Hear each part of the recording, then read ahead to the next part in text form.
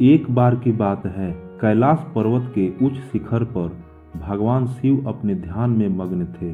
चारों ओर हिमालय की ठंडी हवाएं बह रही थी और उनके गले में लिपटा हुआ नाग धीरे धीरे हिल रहा था। एक दिन वहां एक अघोरी तपस्वी आया जिसका नाम विक्रम था। विक्रम ने अपने जीवन का अधिकतर हिस्सा भूत प्रेत और तंत्र मंत्र की साधना में बिताया था। उसने कई कठिन तपस्याएं की थी और अब वह शिव से मिलकर कुछ अलौकिक ज्ञान प्राप्त करना चाहता था। विक्रम कैलाश पर्वत पर पहुंचते ही शिव की आराधना में लीन हो गया।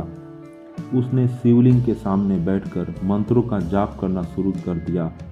उसकी साधना इतनी गहरी थी कि कुछ ही दिनों में शिव उसके सामने प्रकट हो गए। शिव ने विक्रम से पूछा, वत्स, तुम मुझसे क्या चाहते हो? विक्रम ने सिर झुकाकर कहा, हे महादेव, मैंने जीवन भर आपकी भक्ति और तंत्र साधना की है।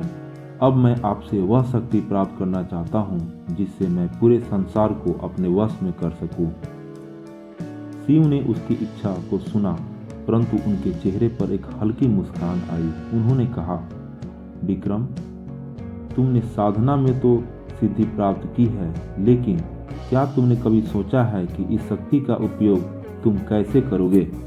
शक्ति का प्रयोग सही तरीके से न किया जाए तो वह विनाश का कारण बन सकता है। विक्रम को शिव की बात का महत्व नहीं समझ आया।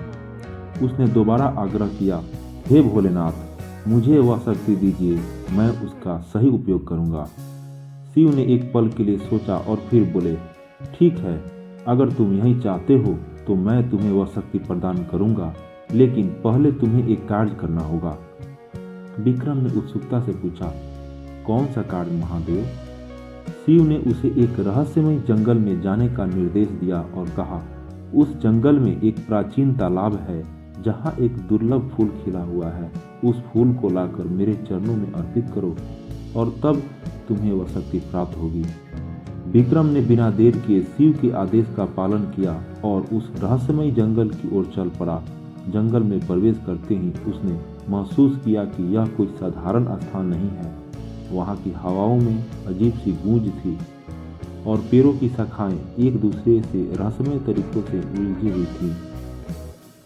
तालाब के पास पहुँचते ही विक्रम को वह दुर्लभ फूल दिखाई दिया। फूल की खुशबू इतनी मोहक थी कि विक्रम उसका दीवाना हो गया, लेकिन जैसे ही उसने उस फूल को तोड़ने के लिए हाथ बढ़ाया, तालाब के जल से एक अजीबोगरीब आकृति प्रकट हुई। वह आकृति विक्रम के सामने खड़ी हुई और बोली, यह फूल तुम्हारे लिए नहीं है अघोरी, इसे लेना तुम्हारे लिए विनाश का कारण बन सकता है।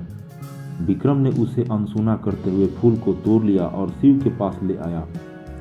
उसने फूल को शिव के चरणों में अर्पित किया और अपनी मांगी हुई शक्ति की याचना की। शिव ने विक्रम को शक्ति प्रदान की, लेकिन जैसे ही विक्रम ने उस शक्ति का उपयोग करना शुरू किया, उसके चारों ओर अजीब घटनाएं घटने लगी। जिन प्रेतात्माओं को वह वश में करना चाहता था, वे ही उसके ऊपर हावी होने लगी। उसकी शक्ति उसके नियंत्रण से बाहर हो गई और वह खुद उस अजीबोगरीब शक्ति का शिकार बन गया। शिव ने उसे देखा और बोले, वत्स, मैंने तुम्हें पहले ही चेतावनी दी थी कि शक्ति का सही उपयोग होना चाहिए। यह संसार एक संतुलन से बना है और जो इस संतुलन को बिगाड़ने का प्रयास करता है वह स्वयं नष्ट हो जाता है। विक्रम ने अपनी गलती समझी, लेकिन अब वह बहुत देर हो चुकी थी। उसकी शक्ति ने उसे ही नष्ट कर दिया और वह अघोरी शिव के चरणों में गिर पड़ा। शिव ने उसे मुक्ति प्रदान की, लेकिन इस घटना से यह सीख दी कि शक्ति और ज्ञान का सही उपयोग ही व्यक्ति को सच्ची सफलता की ओर ले जाता है।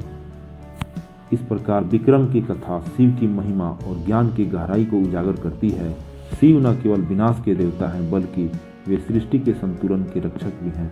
ऐसे ही कहानियों के लिए हमारे चैनल को लाइक एवं सब्सक्राइब करें। धन्यवाद।